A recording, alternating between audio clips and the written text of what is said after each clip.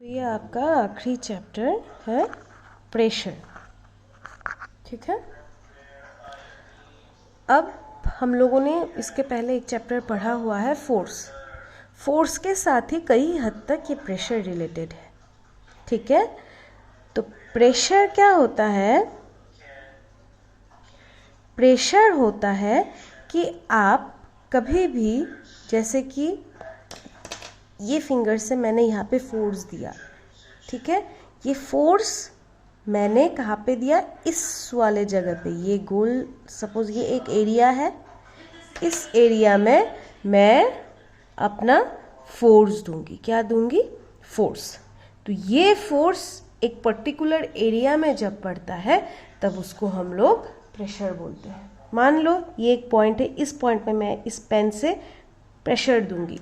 ठीक है, तो ये पेन फोर्स दे रहा है और ये एरिया रहा उसका, तो this is known as pressure. तो प्रेशर को हम लोग डिफाइन भी कर सकते हैं, इसको बोल सकते हैं force exerted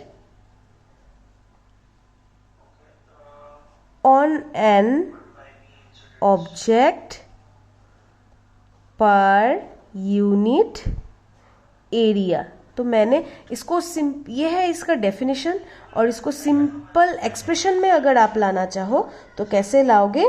pressure equals to force per unit. ये बाइक जब भी लिखेंगे इसको हम लोग पर यूनिट बोलते हैं। क्या बोलते हैं?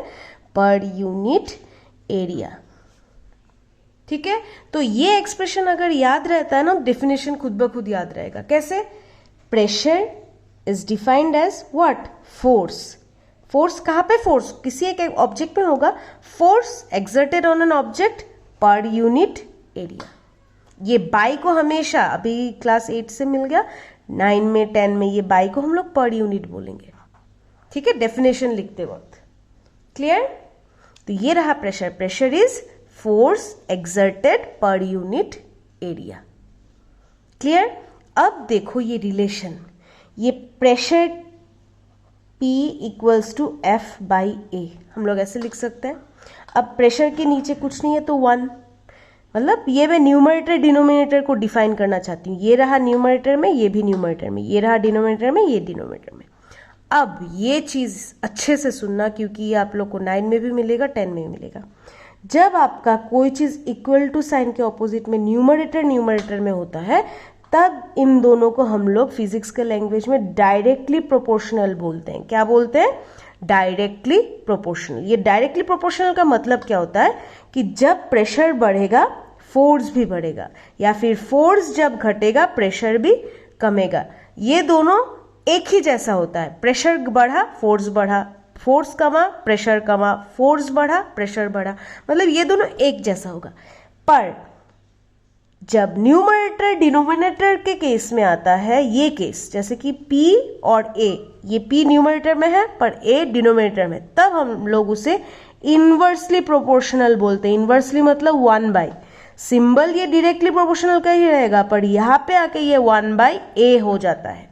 और इस केस में होता क्या है? इस केस में प्रेशर अगर बढ़ा तो एरिया कमेगा, एरिया अगर बढ़ा तो प्रेशर कमेगा। समझ में आया? ये दोनों इनवर्सली प्रोपोर्शनल है, उल्टा है। क्लियर? तो ये रहा प्रेशर किन किन चीजों पे डिपेंड करता है। एक रहा pressure directly proportional to F, दूसरा रहा pressure inversely proportional to A। तो प्रेशर अगर डायरेक्टली प्रोपोर्शनल टू F रहेगा तब क्या होगा? फोर्स बढ़ने से प्रेशर बढ़ेगा, फोर्स कमने से प्रेशर कमेगा।